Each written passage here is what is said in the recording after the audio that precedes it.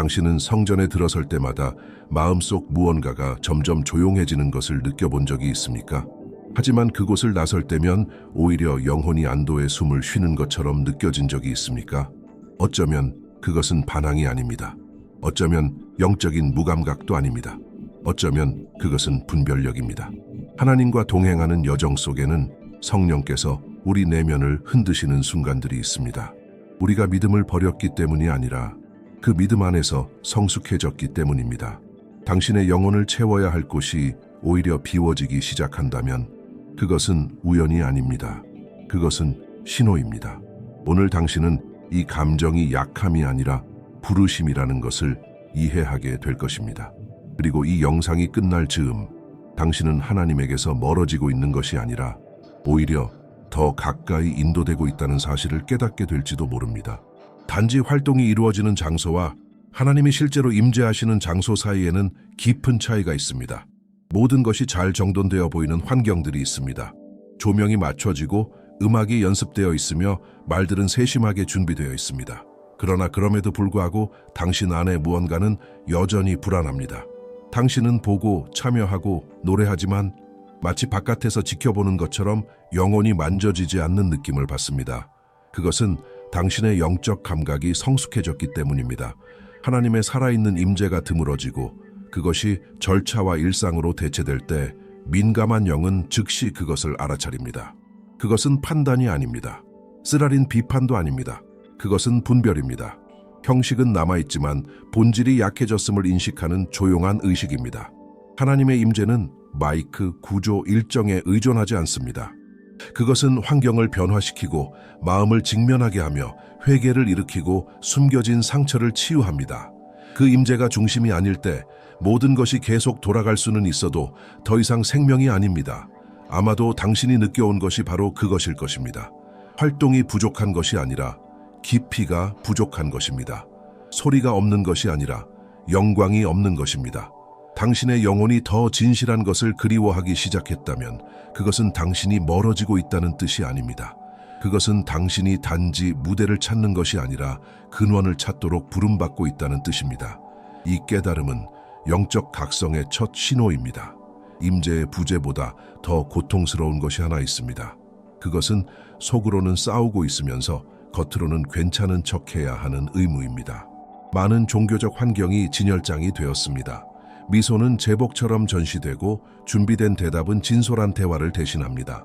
거룩한 모습은 강조되지만 연약함은 조용히 억눌립니다. 그리고 당신은 그것을 느낍니다. 나는 약합니다. 나는 의문이 있습니다. 나는 지쳤습니다. 라고 말할 공간이 없음을 당신은 압니다. 많은 곳에서 연약함을 인정하는 것은 믿음이 부족한 것처럼 들리기 때문입니다. 그래서 사람들은 연기하는 법을 배웁니다. 내면의 싸움을 숨긴 채 영적인 문구를 반복하는 법을 배웁니다. 그러나 참된 성장은 정직의 빛 안에서만 일어납니다. 어떤 환경이 변화보다 명성을 우선시할 때 본질적인 무언가가 사라집니다. 믿음은 여정이 아니라 사회적 공연이 됩니다. 그리고 영적 분별을 가진 사람에게 이 분위기는 무겁게 다가옵니다. 당신의 영혼은 진짜 대화를, 진짜 고통에서 나오는 기도를, 가면을 요구하지 않는 관계를 갈망합니다. 당신은 무대를 원하지 않습니다. 당신은 교제를 원합니다.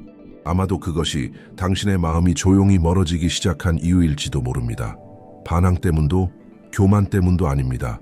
하나님은 역할을 통해 일하시지 않고 순복한 마음을 통해 일하신다는 것을 당신이 깨달았기 때문입니다. 겉모습의 문화가 진정성을 억누를 때 민감한 영은 진정으로 숨 쉴 수 있는 장소 혹은 순간을 찾기 시작합니다. 그리고 그 탐색은 정당합니다. 감정을 느끼는 것과 변화되는 것 사이에는 큰 차이가 있습니다. 많은 곳에서 영적 경험은 치밀하게 기획된 공연처럼 만들어졌습니다. 음악은 정확한 순간에 고조되고 말은 반응을 이끌어내도록 계산되며 조명은 분위기를 만듭니다. 모든 것이 충격을 주기 위해 설계됩니다. 그리고 잠시 동안 당신은 소름이 돋기도 합니다. 그러나 그것이 끝났을 때 당신 안에서 실제로 무엇이 달라졌습니까? 오락은 눈물을 자아낼 수 있습니다. 황홀함을 줄 수 있습니다. 심지어 정화의 느낌을 줄 수도 있습니다. 그러나 진정한 변화는 외부 자극에 의존하지 않습니다. 그것은 내면의 대면에서 태어납니다. 마음이 드러나고 자아가 깨지고 진리가 어떤 멜로디보다 깊게 배어들 때 시작됩니다. 아마도 그래서 당신 안에 무언가가 불편해지기 시작했을 것입니다. 당신은 단지 강렬한 순간을 사는 것이 아니라 실제 변화를 살고 싶어 합니다. 아름다운 경험을 찾는 것이 아니라 깊이를 찾고 있습니다. 진정한 회개, 마음의 새로움, 하나님의 뜻과의 정렬을 찾고 있습니다. 믿음이 공연으로 변할 때 본질은 희석됩니다. 제단은 무대가 됩니다. 메시지는 대본이 됩니다. 예배는 퍼포먼스가 됩니다. 그리고 당신의 영혼은 그것을 압니다. 당신이 지나치게 비판적이어서가 아니라 당신의 배고픔이 제공되는 것보다 더 크기 때문입니다. 기술이나 연습으로 만들어질 수 없는 무언가를 향한 갈망이 당신 안에 있습니다. 하늘이 땅에 닿을 때에만 일어나는 무언가를 향한 갈망입니다. 그 배고픔이 자라날 때 당신은 이해합니다. 이것은 감정의 문제가 아니라 변화의 문제라는 것을. 어떤 의심보다도 더 빨리 영적 마음을 쉽게 만드는 것이 있습니다. 그것은 제단에서 인간의 다툼이 울려 퍼질 때입니다. 믿음은 사람을 하나님과 화해시키기 위해 주어졌습니다. 그러나 많은 상황에서 그것은 이념적 입장을 강화하고 분열을 조장하며 개인적 선호를 정당화하는 데 사용되어 왔습니다. 그럴 때 영적 순수함을 추구하는 사람 안에서 미묘한 무언가가 무너집니다. 당신은 회개, 은혜, 변화를 듣기 위해 들어가지만 논쟁과 편가르기, 갈등을 곱씹으며 나옵니다. 영원한 왕국을 가리켜야 할 메시지가 일시적인 이해관계와 뒤섞이기 시작합니다. 그리고 당신의 영혼은 그 어긋남을 느낍니다. 하나님의 나라는 인간의 체계에서 태어나지 않습니다. 그것은 정당이나 플랫폼, 세상의 구조에 의존하지 않습니다. 믿음이 이 세상의 다툼과 지나치게 섞일 때 영적 본질은 선명함을 잃습니다. 초점은 마음의 변화가 아니라 입장의 방어로 옮겨갑니다. 그것은 분열을 낳습니다. 긴장을 낳습니다. 멀어짐을 낳습니다. 아마도 당신은 대화가 점점 더 무거워지는 것을 느꼈을 것입니다. 사람들이 낙인 찍히는 것을 보았을 것입니다. 한때 따뜻했던 환경이 경직되고 양극화되는 것을 느꼈을 것입니다. 그리고 당신 안에 무언가가 묻기 시작했을지도 모릅니다. 믿음은 정말 이것을 위해 세워진 것인가? 당신의 영은 연합을, 사랑을, 그리스도가 중심이 되는 환경을 갈망합니다. 의제가 아니라. 메시지가 순수함을 잃고 세속적 이해관계에 오염될 때 영적 분별은 깨어납니다. 그리고 당신은 깨닫습니다. 당신의 추구는 권력이 아니라 임재라는 것을.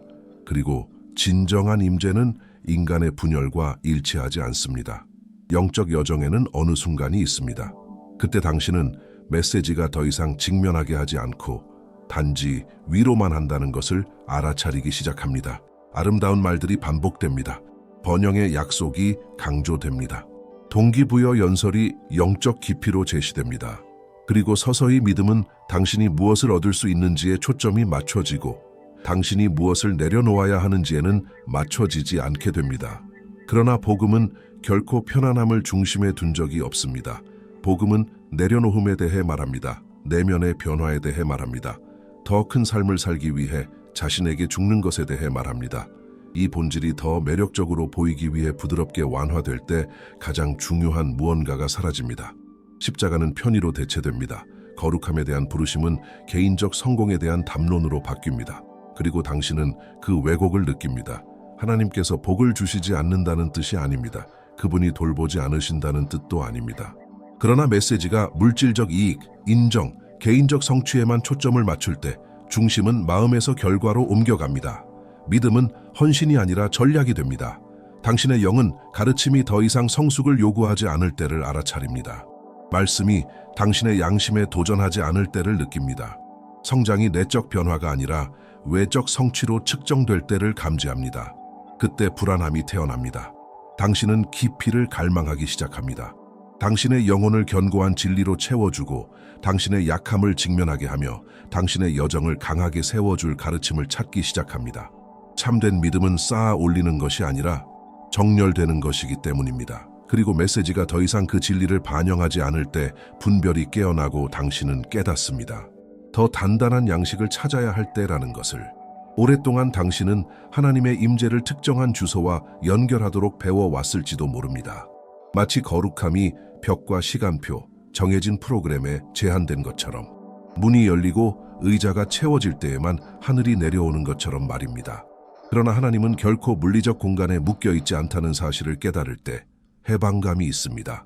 어쩌면 당신의 가장 깊은 순간들은 당신의 방의 고요함 속에서 일어났을지도 모릅니다.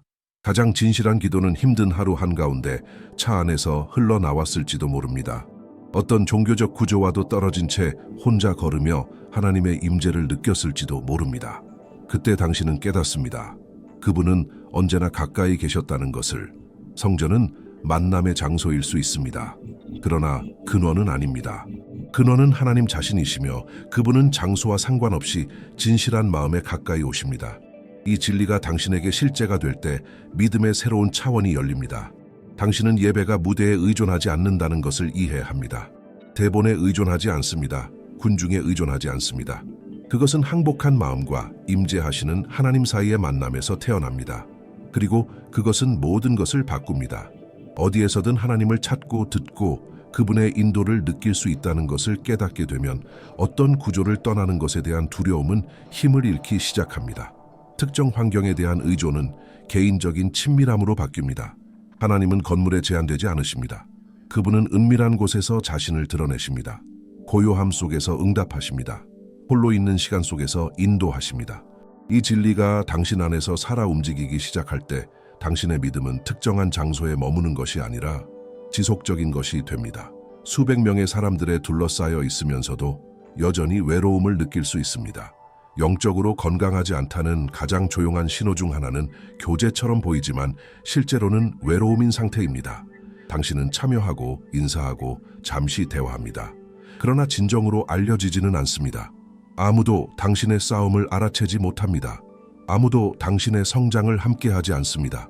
아무도 의도적으로 당신 곁을 걷지 않습니다. 구조는 작동합니다. 행사는 열립니다. 프로그램은 홍보됩니다. 그러나 깊은 관계는 드뭅니다. 힘을 주는 공동체는 단순한 출석에서 태어나지 않습니다. 유대에서 태어납니다. 그것은 시간과 경청, 나눔, 사랑의 권면과 상호 지원을 요구합니다. 약함을 고백하고 작은 승리를 함께 기뻐할 공간을 요구합니다. 피상적인 교제가 아니라 실제적인 임재를 요구합니다. 어쩌면 당신은 그것을 그리워하기 시작했을지도 모릅니다. 공식적인 시간 외에 함께 기도해줄 누군가를 그리워합니다. 믿음과 의심이 함께 성숙할 수 있는 정직한 대화를 그리워합니다. 당신이 단지 하나의 숫자가 아닌 환경을 그리워합니다. 믿음이 지나치게 제도화될 때 관계는 지나치게 기능적으로 변할 수 있습니다. 그러나 인간의 마음은 기능하기 위해 창조된 것이 아니라 연결되기 위해 창조되었습니다. 그래서 많은 사람들이 더 작은 모임, 단순한 만남, 깊은 대화를 찾기 시작합니다. 기관에 대한 반항 때문이 아니라 진정한 가까움을 향한 갈증 때문입니다. 영적으로 성장한다는 것은 단지 메시지를 듣는 것이 아닙니다. 함께 변화되고 있는 사람들과 동행하는 것입니다. 그리고 그 진정한 공동체가 없을 때 영혼은 그것을 느낍니다. 어떤 피로는 과도함에서 오는 것이 아닙니다. 반복에서 옵니다. 당신은 매주 비슷한 메시지를 듣습니다. 이미 알고 있는 문장들, 더 깊어지지 않는 조언들, 위로는 하지만 도전하지는 않는 묵상들. 겉으로는 모든 것이 올바르게 보이지만 당신 안에 무언가는 더 이상 앞으로 나아가지 못하고 있다고 느끼기 시작합니다. 영혼은 성장을 요구하는데 항상 같은 단계에 머무르는 것과 같습니다. 영적 성숙은 도전을 요구합니다. 더 깊은 연구, 어려운 질문, 개인적 책임을 요구합니다. 말씀이 단지 위로하는 것이 아니라 교정하고 재정렬하고 변화가 필요한 영역을 드러내는 순간들을 요구합니다. 그것이 일어나지 않을 때 정체가 자리 잡습니다. 당신은 자신의 이해가 확장되지 않는다는 것을 깨닫습니다. 기도가 깊어지지 않는다는 것을 느낍니다. 영적 감각이 강해지지 않는다는 것을 압니다. 문제는 의지의 부족이 아니라 더 나아가도록 자극하는 것이 부족하다는 데 있습니다. 어떤 환경은 모든 것을 지나치게 단순하게, 지나치게 쉽게, 지나치게 가볍게 유지하려 합니다. 그러나 성숙은 쉽게 삼킬 수 있는 것에서만 태어나지 않습니다. 그것은 노력과 의도적인 탐색, 더 단단한 것을 향한 갈망에서 태어납니다. 어쩌면 이것이 당신이 느껴온 불안함일지도 모릅니다. 그것은 피상적인 불만이 아니라 진짜 성장에 대한 갈증입니다. 당신의 영은 단지 믿음에 대해 듣고 싶어 하는 것이 아니라 믿음을 발전시키고 싶어 합니다. 단지 참여하고 싶은 것이 아니라 성장하고 싶어 합니다. 단지 받는 것이 아니라 깊이 이해하고 싶어 합니다. 이 갈망이 깨어날 때 깊이를 제공하지 않는 곳에 머무르는 것은 숨 막히는 일이 되기 시작합니다. 그때 당신은 깨닫습니다. 자신의 성장에 대해 책임을 져야 할 때라는 것을. 영적 여정에는 당신이 단지 지켜보도록 부름받은 것이 아니라 행동하도록 부름받았다는 것을 깨닫는 순간이 있습니다. 오랫동안 당신은 앉아서 듣고 참여해 왔을지도 모릅니다. 그러나 어느 순간 다른 종류의 불안함이 태어났습니다. 하나님께서 당신의 삶을 통해 이루고자 하시는 특정한 무언가가 있다는 느낌입니다. 그것은 일주일에 한 번 자리를 채우는 것으로 제한되지 않습니다. 그 감정은 교만이 아닙니다. 깨어남입니다. 당신은 잠들어 있던 은사를 깨닫기 시작합니다. 특정한 원인과 사람들, 상황에 대해 더 강한 연민을 느끼기 시작합니다. 당신이 늘 알던 구조를 넘어 어떻게 섬길 수 있을지 묻기 시작합니다. 동시에 내적인 갈등도 생깁니다. 내가 잘못된 곳을 떠나고 있는 건 아닐까? 이 음성을 잘못 해석하고 있는 건 아닐까? 그러나 참된 부르심은 충동에서 태어나지 않습니다. 그것은 지속성에서 태어납니다. 당신이 무시하려 해도 반복해서 당신의 마음으로 돌아옵니다. 사라지지 않고 머뭅니다. 어쩌면 당신은 고요한 기도의 순간에 그것을 느꼈을지도 모릅니다.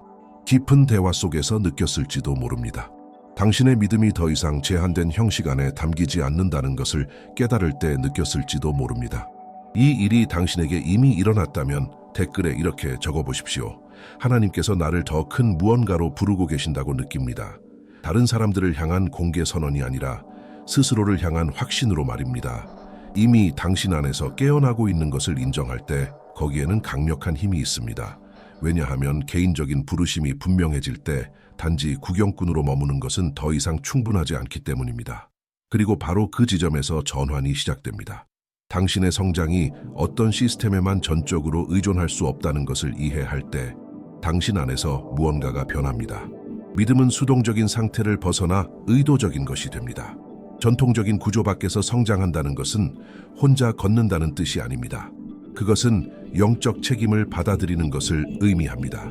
하나님과의 관계를 가끔 있는 모임에만 의존하는 것이 아니라 매일 가꾸기로 결단하는 것을 의미합니다. 그 시작은 은밀한 곳에서 이루어집니다. 서두르지 않고 깊이 있게 성경에 몰입할 시간을 구별하십시오. 읽고, 묵상하고, 질문하고, 기록하십시오. 말씀이 당신의 생각을 직면하게 하고 당신의 결정을 빗도록 허락하십시오. 종교적 의무로서가 아니라 진실한 이해를 향한 탐구로서 말입니다. 또한 빠른 요청을 넘어서는 기도가 필요합니다. 침묵의 시간, 경청, 진정한 내려놓음. 때로는 하나님 앞에서 고요히 머무는 것이 어떤 감동적인 설교보다 더 큰 변화를 만들어냅니다. 금식 자원봉사, 홀로 있는 시간과 같은 실천은 당신의 영적 훈련을 강화합니다. 그것들은 외부 자극에 덜 의존하고 하나님의 지속적인 임재에 더 의존하도록 당신의 마음을 훈련시킵니다. 그리고 이것을 고립된 상태로 할 필요는 없습니다. 같은 깊이에 대한 갈망을 가진 사람들을 찾으십시오. 작은 모임, 단순한 만남, 진실한 대화. 성숙은 진실한 나눔이 있는 곳에서 꽃을 피웁니다. 이 메시지가 당신의 여정을 더 분명하게 보도록 돕고 있다면 같은 조용한 갈등을 겪고 있는 누군가와 이 영상을 나누십시오. 때로는 적절한 순간에 주어지는 한마디가 누군가가 믿음을 완전히 포기하는 것을 막을 수 있습니다. 당신의 성장은 당신의 손에 달려 있습니다. 그리고 더 많은 것을 추구하려는 당신의 결단에 달려 있습니다. 믿음이 어떤 환경에 갇혀 있지 않다는 것을 이해할 때 당신은 더 깊은 사실을 발견합니다. 당신의 사명은 지금 있는 자리에서 시작된다는 것입니다. 제자가 된다는 것은 일정표에 적힌 활동이 아닙니다.